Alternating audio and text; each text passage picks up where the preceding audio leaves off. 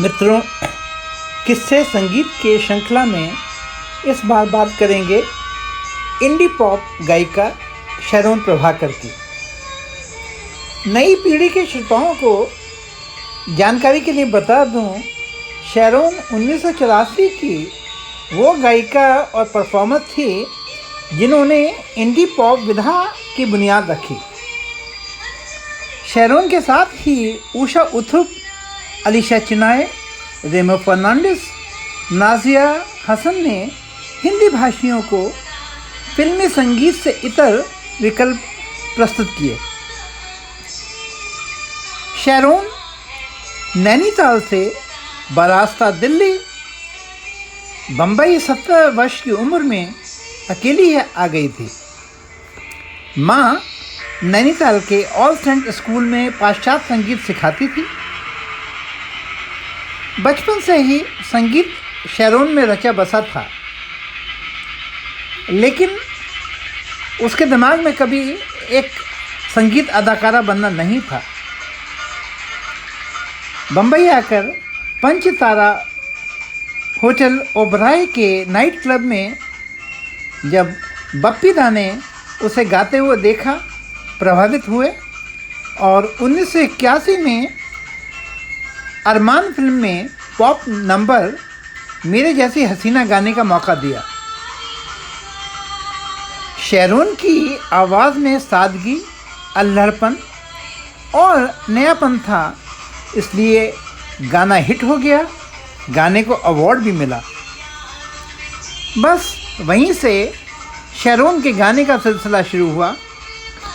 1982 में उसका डिस्को दिलरुबा music India ने ईपी के रूप में जारी किया था। 1983 में एक और एल्बम लंदन कॉलिंग आया था, जिसमें सलमा आगा और नादिया हसन के साथ शैरोन का दीवाना ये दिल गाना भी था। सिलसिला चल रहा था। 1984 में उसका गीत डांस डांस डांस EMI ने रिलीज़ किया था। इसका संगीत तब के स्ट्रगलर न्यूकमर आनंद मिलिंद ने किया था। 1984 में एडवर्टाइजिंग गुरु और थिएटर कर्मी एलेक पदमसी ने शैरोन को अपने म्यूजिकल एविता में चुना, जिससे उसे मंच पर एक अदाकारा के रूप में भी पहचान मिली। बाद में शैरोन और एलेक विवाह सूत्र में भी बंधे। धीरे धीरे शैरोन की एक पहचान थिएटर अभिनेत्री और परफॉर्मर के रूप में बनती गई। Cabaret, the odd couple, butterfly are free और रोशनी जैसे म्यूजिकल में वह केंद्रीय भूमिका में दिखाई देने लगी। इंडी पॉप एल्बम दिलरुबा सागारिका म्यूज़िक ने 1986 में रिलीज़ किया था। इसका संगीत तौफीक अनवर ने दिया था और गीत समीर ने लिखे थे।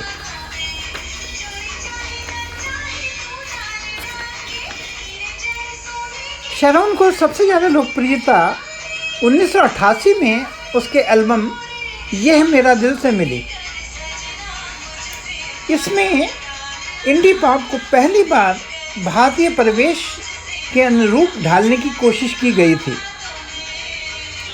मज़े की बात यह है कि इस एल्बम की रचनात्मक प्रक्रिया में हमारे मित्र संगीतकार अनुराग श्रीवास्तव, जिसे कीर्ति अनुराग के नाम से आप जानते हैं, गीतकार योगेश जी और किरण मिश्र भी जुड़े हुए थे।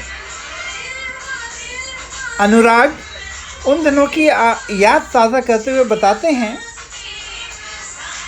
शैरोन अपने संगीत कैरियर को लेकर काफ़ी गंभीर थी और वह जैसा उसे बताया जाता था उसके अनुरूप बहुत जल्दी अपने आप को ढाल लेती थी।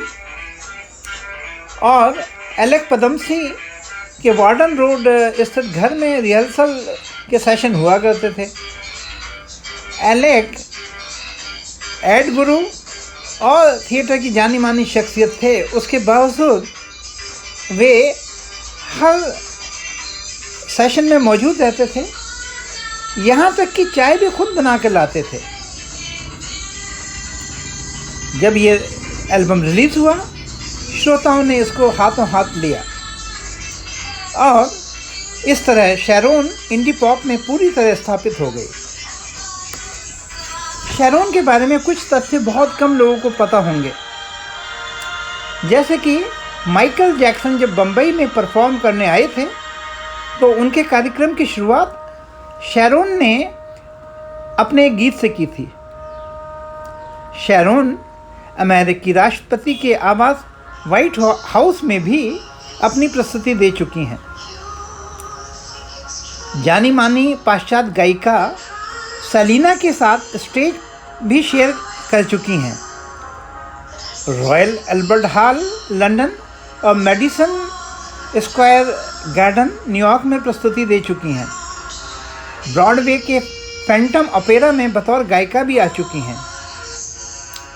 आज जब इंडी पॉप एक सशक्त विधा के रूप में विकसित हो चुकी है, सैकड़ों गायक गायिकाएँ इसके ज़रिए स्थापित हो चुके हैं, ऐसे में शैरोन प्रभाकर का जिक्र छेड़े बगैर इंडी पॉप की कहानी अधूरी रहेगी।